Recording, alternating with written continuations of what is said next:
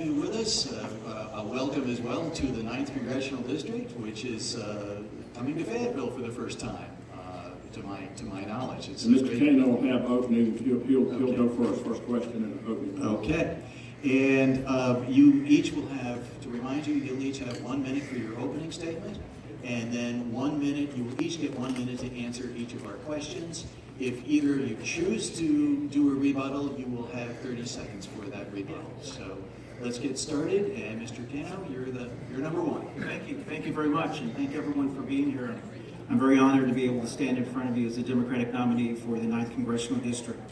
My name is Christian Kano. I'm actually very proud to be part of a party that's a party of inclusion, a party of diversity, and also a party that wants to move our country forward instead of backwards.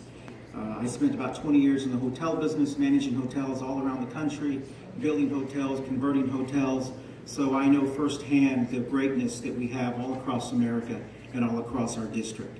So I do thank Representative Pittenger for being here. This may be the only chance we have to compare each other for the voters, so I appreciate this opportunity. Congressman? I'd like to thank Mr. Cano. Thank you. Good to be with you. Thank you all for hosting this today. I think it's a wonderful opportunity, particularly if you can go out through the media and allow people to know exactly where we stand on these issues. I'm Robert Pittenger, member of Congress, 9th Congressional District. Now we have a new district, has 6 new counties, which I'm honored to represent. I've been out in each of these counties 3 or 4 times apiece. I have been a businessman. I've been on the boards of many community organizations, the Community College Foundation, the Davidson College, as well as Jesse Helms Educational Center, and the Presbyterian Hospital Foundation.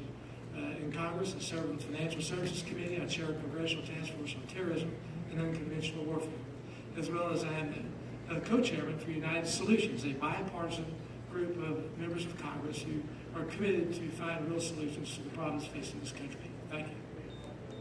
Okay, I would like to start actually a little bit where we left off, and let's talk about who we let into this country and who we don't. And there's especially a lot of debate about letting immigrants into this country from any nations that support terrorism or the unwitting exports even of terrorists. Are the current levels of screening and vetting enough for refugees, for example, from a place like Syria? Or do we need to do more than we're doing? Or do we actually just need to lock the doors altogether? I'm not sure. I'm on the fence with that a little bit too. Mr. Kano, what do you think? Well, I mean, I support our current president's policies on Syrian refugees. I also support hopefully our future president Hillary Clinton's policies on the our refugees. But I think this is more of a larger problem that we have here in the United States. And the problem we have here in the United States is we have many people who have been here, like my family has been here in North Carolina since 1862. My family's been in Texas since Texas was Texas. And we forget after the 2nd or 3rd generation what we went through and how we got here. And we have a lot of generations that now believe, oh, I've made it, so I'm not going to worry about them. And I don't believe America benefits from that type of philosophy. I believe that America benefits from being diverse. I believe being here with the Chamber of Commerce, I know every businessman knows that our business cannot succeed unless our business is diverse and inclusive. So I do strongly believe that we need to have an open policy with obviously a lot of vetting. Congressman? I would like to say, I know I was running out of time, but my wife, I'm being negligent if I didn't mention, we've had a wonderful marriage for 38 years. We have 4 children and 9 grandchildren, so we're really blessed in that regard. We attend the Central Church of God. I would say that we are a nation of immigrants, and we respect them. My family members, my wife's family members, all came over to this country, and as I walk up those worn stone steps at the U.S. Capitol, and I see the dome, and I see what that represents. Freedom, liberty, opportunity. The world beckons to come to the United States. They still do today. So, yes, we need to have the ability for people to come in a legal manner. I do go down to the federal courthouse, and I recognize and honor and pay tribute to those individuals who go through our immigration system and our process. We do have challenges in terms of national security as it relates to refugees. We did pass the bill in the House. It said if the CIA, the FBI, and the Homeland Security passed on for the individuals and approved them, then yes, they would be acceptable. But we have to have a process to vet the individuals coming to the country. While we debate what the immigration program may look like in the future, while we worry about Syrian refugees in particular, if you've watched any news this week, you have seen the horrors that continue to happen in Aleppo, and with tens of thousands of Syrians who are without food, they are without shelter. You speak of your children and your grandchildren, and we look at these children who are dying. We are still the most powerful and wealthiest country on earth. It's why people die trying to get here, for opportunity that you mentioned, Congressman. How does the world sit back? How does Congress sit back and say, we take our hands off of what's happening in Syria? I know it's complicated, I know it's incredibly complex, but I don't hear any voices coming out of the United States Congress right now talking about how absolutely terrible it is of what's going on. If that were happening anywhere near this country, to our children and our grandchildren, we would be up in arms. But it seems like the farther away it is, the easier it is to turn away from it. What can you do, and why have we been silent? Very good question. I have been to Jordan. I've been to those refugee camps, and it's sad. It's very tragic. These people did not want to be dislocated from their homeland. They love their homeland. They never wanted to leave. What happened is a very sad commentary in terms of leadership in this country. There was a line drawn in the sand that the president chose not to pursue the objective that he stated that he would. I'm in the Middle East considerably as chairman of the Congressional Task Force on Terrorism. Our Middle East partners, they didn't understand that. They lost faith in the feckless leadership of this president. And by doing so, Syria has fallen apart. By pulling all our troops, every one of our troops, even our intelligence officers, out of Iraq, Iraq disintegrated needlessly. That is something that helped cause the dysfunction in that area, in that region of the world today. So there are many issues that cause the problem. And now we've displaced people. They don't want to leave. Angela Merkel's taken in a million. It is incredible disruption inside of Germany today. But they're not handling that easily. And there are many challenges in terms of their own national security. I host forums for members of parliament who come from all over the world. I have them in Washington. I've had them in Vienna. We're getting ready to have one in South America. And the purpose is to bring people together because there's such a deep concern over the threats that have come out of the Middle East. Cano, you said you supported the president's immigration plan. Do you support his position that he's taking on Syria? Well, no, I don't. And one of the reasons that I'm running for office is because I've never heard Representative Pittenger accept responsibility for anything. Every problem in this country is Obama's problem. And I think that we have to accept responsibility as adults, people who are applying for a job. This will not be allowed in the real world, to blame other people for issues that are happening. Our congressman has been in office for 4 years. In the entire 4 years, all he has done is blame the president for every single thing. Well, I can do that all day long. But we need someone in office who's not just going to complain about things, but is going to work across the aisle and try to move our country forward. And so obviously it's great to hear him here because it's an election campaign, and I've never seen him in my district unless he's running for office. So it is good to hear what he has to say.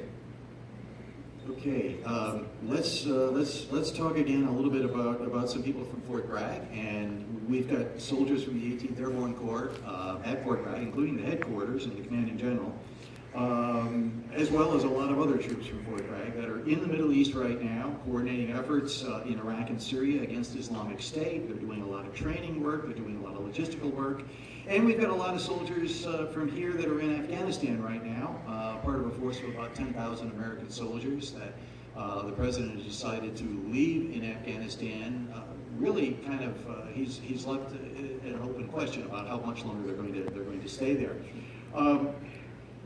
Do you see a Middle East or Afghanistan without American boots on the ground anytime in the near future, or are we going to have to stay there and be the cops and the trainers for the foreseeable future? What do you think, Mr. Connell?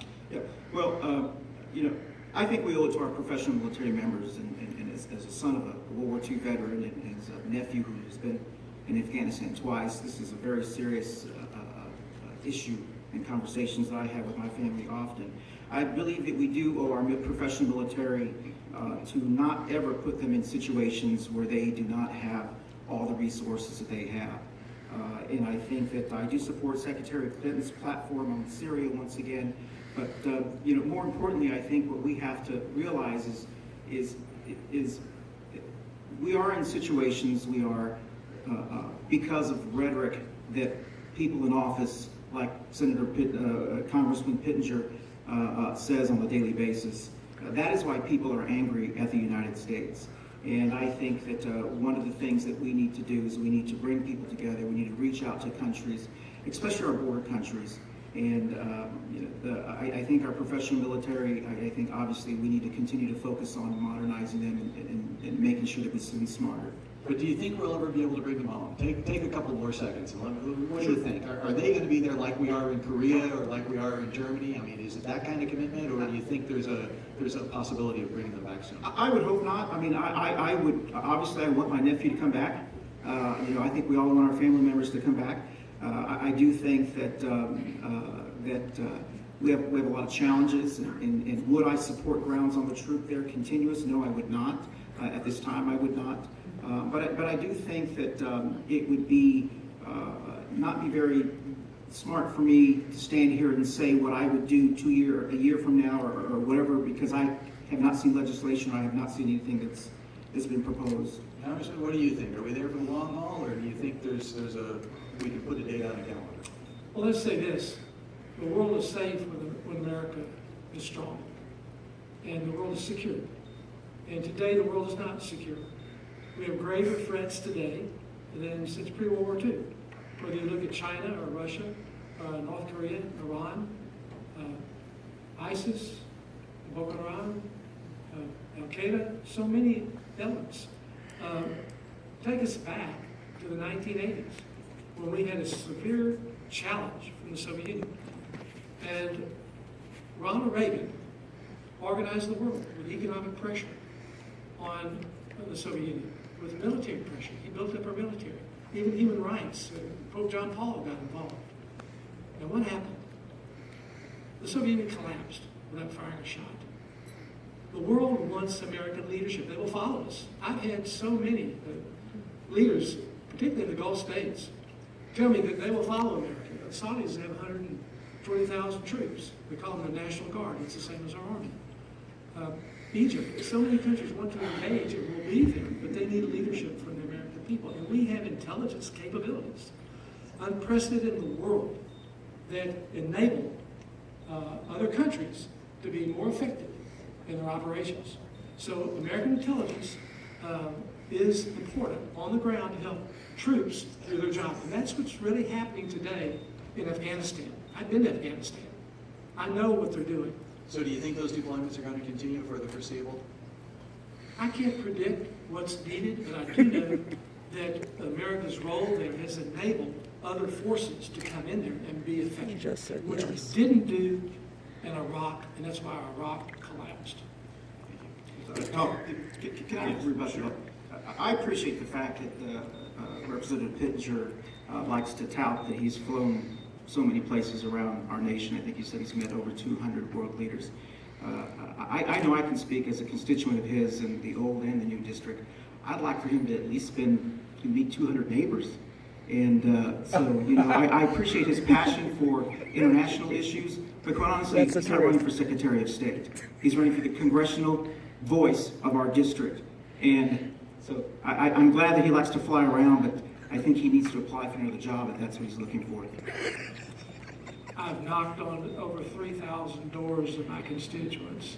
We called out from my office to our I live constituents. less than a mile How from can him. we help He's you? never knocked on We have the mine. highest constituent services rating of any office. Frankly, we were told that by I know the where his house is. I administration. know the gates he lives They behind. came back and said, y'all are more responsive back to your constituents than any office we've seen.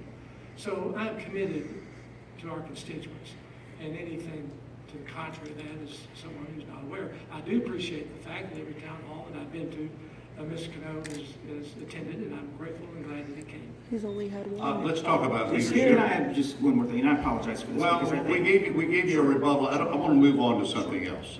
Because we could talk all day long about whether or not we need to be dealing with domestic or foreign issues. But let's talk about leadership, and it's the thing Tim brought up with the previous two candidates. Recent Gallup poll shows congressional approval at 20%. It's up from 13%. He also pointed They've been out on that vacation. you're rated about where we are as journalists. Couldn't do anything. People have a disdain for us looking under rocks at times and trying to do what we do. Why is it that 80% of the American people are disgusted or dissatisfied, not just with this Congress, but with many? I mean, I can take it back 20 years. We haven't seen high ratings. What are we as Americans missing that you're doing that should reflect more favorably on what you're doing? Congressman, we'll start with even than Mr. Cano. Very good question. I think the failure of policies leads people to total frustration. Look at our economy today. We're going at 1.3% economic growth. But they're looking to you to fix it Yes. as a member of Congress. I'm not talking about the administration. I'm talking about the executive branch. I'm talking about the congressional branch. Thank you. Let me Representative give you where we Okay. are, and then I'll follow up. I understand. We have a dearth of new jobs. It's averaging 170, 180,000 jobs a month. Back in the 80s, when we lowered the regulatory burden, we lowered the tax threshold, we were creating 300,000 jobs a month. And we had a 400,000, recession. 500,000, and ultimately a million jobs a month. We're growing at I remember the 6%. 80s. So there's a different worldview. There's two different worldviews in Savings and Washington loans today. collapsed. There's one worldview that believes in a greater government. The regulations are good, that they protect consumers, and that we need greater and more oversight. And it's the micromanagement. And there are those who believe in the dynamics of competitive free markets, the power of the individual, giving greater freedom and empowerment to the individual. We don't have that today. We are burdened down with regulations. Ask any small business in terms of the regulatory burden. That's why they can't go out there and create the jobs. Look at the financial institutions. I was on a bank board for a decade, and we didn't loan money too, but now you have the federal government, because of Dodd-Frank, passed with a Democrat House, a Democrat Senate, Democrat President, that it imposes enormous regulatory burden on financial institutions where they're restricted to loan money. Now, without the entrepreneur, without the small business person, you're not creating the jobs you could create, and they don't have access to capital today. So there's some fundamental core issues that we have to address, and I work every day. We passed 380 bills in the House of Representatives to deal with these kind of reforms. They've gone to the Senate, and we're waiting for the Senate, obviously, to respond. So, Mr. Cano. I think we just heard why people are not happy with Congress. We've got a congressman here who won't even accept the fact that people are unhappy with him. He wants to blame failure of policies instead of accepting responsibility that he has not done a good job as a congressman. I mean, he talked about having a town hall meeting in Monroe. That is not our district. He still represents Morrisville, Huntersville. We have not seen him in over a year in that area. And that's what we're going to expect in this area as well. He's been calling the constituents. People in Morrisville would love to hear from him. People in Huntersville, people in Pineville would love to hear from him. And so, Congressman Pitzer actually has worse negative ratings than Donald Trump. So I understand why I would blame policy statements or policy issues rather than accepting responsibility that I've just done a really bad job as a congressman. Well, you share that negative rating, Congressman, with just about all of your peers. We went through that in the. Tip O'Neill said all politics is local. Yeah. And I've done a great job with our constituents, and frankly, I happened to run into the gentleman up north, but I'm up there quite a bit. I knew Tip O'Neill. He lives 2 miles I from knew you. Tip O'Neill, and he was In right. Old and he Providence, practiced it as down well the as anybody street. ever has. Congressman, you made some headlines late last month with your comments about African American protests in Charlotte. You apologized very quickly. You got beyond it. You've gotten. I've seen statements of support from some Charlotte area black leaders. So I'm sure you've healed that part. But I'm also sure that you've had a lot of conversations with people in Charlotte since then. People about what caused the rioting, what caused the protests, and here's where I want to go is, what do you do? He's been in hiding. What do you do? What does Congress do? What does a city do to heal that kind of situation? It's something that we know about in Fayetteville because we came awfully close to that a few years ago here with driving while black and other problems. So love to hear your thoughts on it because it would be useful at this point pretty much across your district. Well, I think it's an issue that we face all over the country. I think what happened in Charlotte's a wonderful community. I think that can happen most anywhere. We need to be dealing with the underlying problems of individuals who have not been able to get a quality education, individuals who don't have that opportunity for a good job. And so those are the kind of things I'm about. I have legislation right now, for example, and it is offshore drilling. And allows for offshore drilling, and all the royalties that would go to the United States government would be sent back to the states Deepwater purely for Horizon Part 2. education for low-income people. Those are real issues right there. I think we have to look at job opportunities. As I said, when you're eking along with 1.3% economic growth, dismal jobs over the last 8 years. All I said clearly because of the burden on small business and regulations, contrasting with what we did in the 1980s. So there's a reason people have lost hope. And we need to restore that hope. We need to restore the opportunity for them to get a good education and to get a good job. Well, once again, the congressman doesn't want to accept the fact that he screwed up. And I was hoping that he would take this opportunity to apologize for the despicable comments that he made against members of my family, members of many of our families. And, that's, I think in the real world of business, if anyone had done that, they'd been fired, they'd been kicked out the door. But that's not the first time he said that. He has said that about women. He has said that about border kids. He has said that about our LGBT community. So when he says, oh, this does not represent me, just look at his past. That is who he is. And so, I'm sorry that he's trying to blame small business regulation and so forth for the issues that are happening in Charlotte. But I think one of the reasons we have problems are because we have elected officials like this. And that's the reality. Thank you. I'd like to respond to that characterization. I've already apologized for words that shouldn't have been said, and you acknowledged that I had, so I didn't do it again. But let me read just a few comments. People who know me for 30 years in the African American community, whom I work with on multiple outreach programs. I have never This seen a comes picture of you from with them. Philip Davis. Based on the relationship established over the many years, we've come to know he was a person of high moral character, ethical fortitude, and a heart of compassion. From Dr. Robert Pictures Gould. or didn't I've known happen. Congressman Pittenger for over 25 years as a friend and a supporter of the African American church and community. His record is one of integrity, diligence, and continual effort towards the bettering of our city, state, and nation. Congressman Pittenger is a Christian. She has Christian values, dignity, morals, and concerns for all ethnicities and their challenges. These are people who know me for 30 years. Congressman, just one more follow-up on that. Members of Congress, anyone elected to public office, is held to a higher standard. It comes with the territory. It's the same thing in our business. We are held to a higher standard as part of what we do. I'm just curious, what were you thinking that prompted those remarks? Well, let me say it was my 7th interview. I get up at about 5:15 every morning. I get home about 10:30 every night. I was tired, wasn't thinking clearly, and I said it. And you're human. And I've apologized. Oh, God. The question, Do you mind if I? well, that was a specific personal question, so I understand. since you can't get in his head to tell me what he was thinking, I think understand. that would be I have inappropriate. never seen him Another say question we asked to anything. the previous two candidates.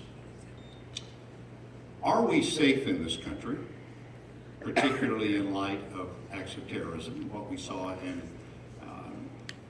Chelsea, in New York just a couple of weeks ago? And how do we know if we're safe?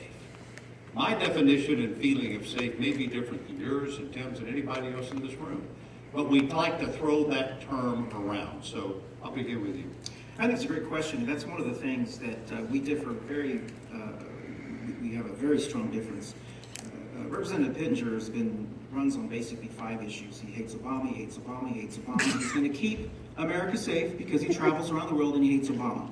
Well, the real issues that are facing America and the most dangerous things that we have in America, and we all know this, are homegrown terrorists and fundamentalists that get aroused by statements that someone like he makes.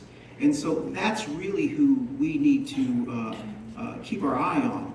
I don't know, the gentleman before Hudson talked about terrorists coming over to Mexico, terrorists coming to Mexico. He doesn't mention anything about Canada. So I think there's this systemic racism in America that just assumes because it's Mexico, that's where all the terrorists are going to come from. And that's one of the reasons we need diversity in Congress, because we need to get out of this old thinking that unfortunately has done us a lot of damage. Are we safe? And if so, how do we know it? Well, let's say that ISIS has morphed into 30 countries since its inception. Its caliphate. It's grown. Al-Qaeda is continuing to grow back.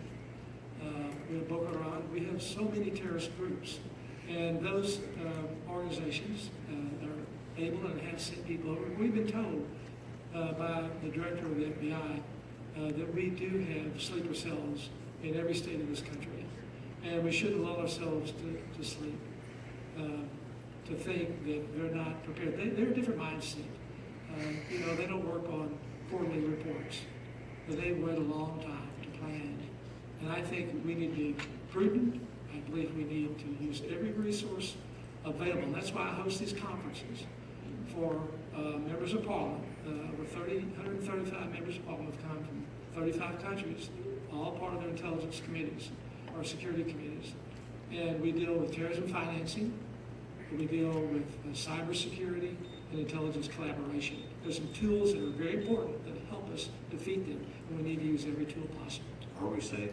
Yes, no? No, I wouldn't say that we're safe at all. I think we were safe thinking before that we had 2 oceans on either side, and that gave us some sense of being safe. That's not true today. These terrorists have passports. They have their visas. They have, from Europe and the United States, they can travel freely back and forth. We have open borders. So no, sir, I would not say that we're safe. So at this time, we're going to have closing comments. We'll start with Mr. Cano. 1 minute closing comments for both of you gentlemen. Well, thank you very much once again, and I thank Representative Pittenger for showing up today, since he's canceled almost every other opportunity we've had for you to see who's applying for this job. And I think that what I'd like to remind you that that's what's happening right now. We're applying for a job. And what I can say is we know what his past is. We know what he has done as a congressman. Just go ask anyone in our current congressional district. 60-something% of his own party wanted to vote him out. So obviously his own party doesn't even support him. But once again, I do appreciate being here, and we've been running on a platform of bringing neighbors together. I can guarantee you I will be nothing like Robert Pittenger. I will actually be in this district. I won't be flying around the world first class, paying $17,000 a flight. So I do appreciate you, and I do hope everyone takes this election very seriously, because if we elect Robert Pittenger again, we're just going to have the same old stuff for the next 2 years, and my family can't afford that. Thank you, sir. Congressman, you get the last word. Thank you very much. Thank you for hosting this and this privileged opportunity to speak to the constituents in this district. I would say, too, that we need leadership. We have a worse economy than we've ever had since the Depression. The way that we've come out of this recession has left more people jobless. We have greater threats than we've ever had. And that's what I've been committed to do, was work through our Financial Services Committee, reducing the regulatory burden, work as chairman of the Congressional Task Force on Terrorism in our fight against terrorist threats. So I will work to that end. Mr. Cano mentioned my travel. I've never traveled first class in my life. I have traveled for example, when I went over to Germany to meet the pastor of Saeed Abedini, I went at the request of the White House and the State Department. to go there, to greet him as he returned back from Iran. And yes, they flew me over. Business. I have a back. I have a burgeoning disc. And I said, I can go, but this is how I have to travel. If you want me to go, they said, of course we want you to go.